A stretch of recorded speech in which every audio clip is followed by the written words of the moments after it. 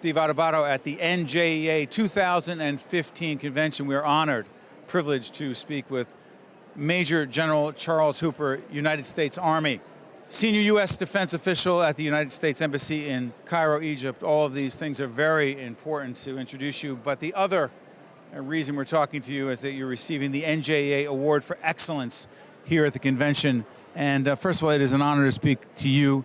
General, thank you for your service to our country, but what does this award mean to you at this convention? Well, it's an amazing award, Steve. Thank you so much. To be recognized out of all of the wonderful people, successful people, who have been educated by the New Jersey system, for me to be selected in this group of outstanding individuals is just a wonderful honor, and I'm very humbled and honored to receive this award. Now, we were just talking, General and I were talking before he got on the air. He grew up in beautiful Willingboro, New Jersey? The borough, absolutely. Absolutely. It was a wonderful childhood, a wonderful place to grow up, and I received an exceptional education in Willingboro. Describe that. It was inclusive, it was innovative. The teachers were also mentors. They were coaches, and not only coaches in the athletic sense, they were life coaches. And so they prepared you, gave you the confidence and the tools to excel. So when I left home, I went to West Point, I could compete with anybody in the country because of the exceptional education I got in Willingboro, New Jersey.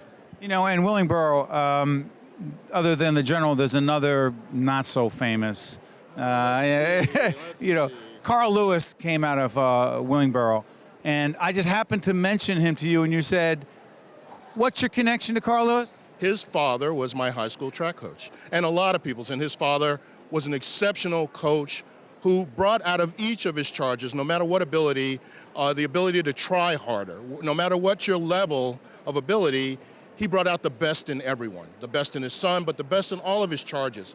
And he's one of the great teachers that inspired me and helped me to succeed. So you talk about public school education. You know, some of us who are products, I'm a product of the Newark public schools, if you will. You say what about public school education? And I know it matters from town to town, and clearly there are challenges in certain communities. But you say what about public education?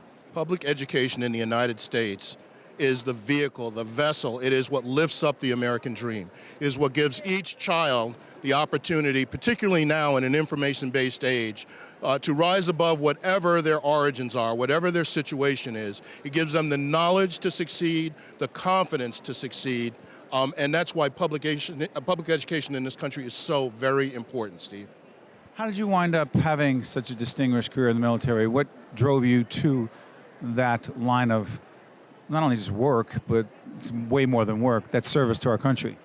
I come from a family of teachers and public servants. Really? Most of my aunts, my mother's a retired Willingboro school teacher. Most of my aunts are retired New Jersey school teachers. And so they instilled in me a love of serving the community. Not only were they teachers, they were very involved in the community. And for all of us children watching them, they served as role models. And so they infused in me this desire to serve the community, to serve my country, and simultaneously gave me the tools to do that. So I've always wanted to serve my country, serve the community, and they allowed me to do that and inspired me to do that. To what degree do you see yourself as a role model for others, but particularly young people, kids in our urban communities? I hope I serve as a role model for what is possible if you apply yourself, to learn the tools and take advantage of all the opportunities available to you. I hope I serve as a role model of what they can accomplish. It's a big world out there, and you're not restricted to the environment that you're born into. And I hope that looking at me, they can dream one day, and I hope that they'll replace me in this uniform, and one day you'll be interviewing one of them. A couple more questions. What does that uniform mean to you? Everything to me. It means my service to my country. It means that I represent my country wherever and wherever I may be and wherever I wear this uniform. And my country is everything to me in service to my country. So it is a living embodiment, and I am a living embodiment while I wear it, and even when I'm not wearing it, of everything that our country stands for. And I mean that in the most sincere way. I asked this question of all leaders of all stripes, and I would be remiss if I didn't ask you, what would you say the greatest leadership lesson you have learned so far in your career is?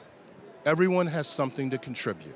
Everyone has something of value. It is the leader's job to find out what that is and to bring out the best in that person, whatever their contribution or potential contribution might be. It's not the leader's job to cull or to chastise. It is the leader's job to inspire that individual, find out what their skill is, bring it out of them, and get them to perform the best that they can perform. That's the leader's job.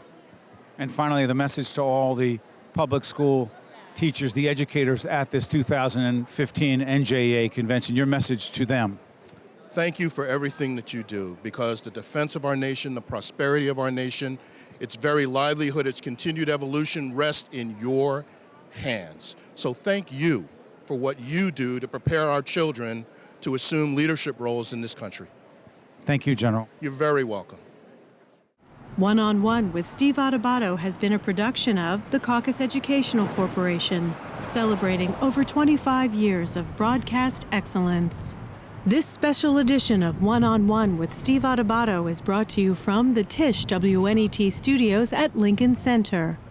Funding has been provided by Hackensack University Health Network, Delta Dental of New Jersey, the Northward Center, Josh S. Weston, the Russell Berry Foundation, Investors Bank, and by NJM. Transportation provided by Airbrook Limousine, serving the metropolitan New York, New Jersey area.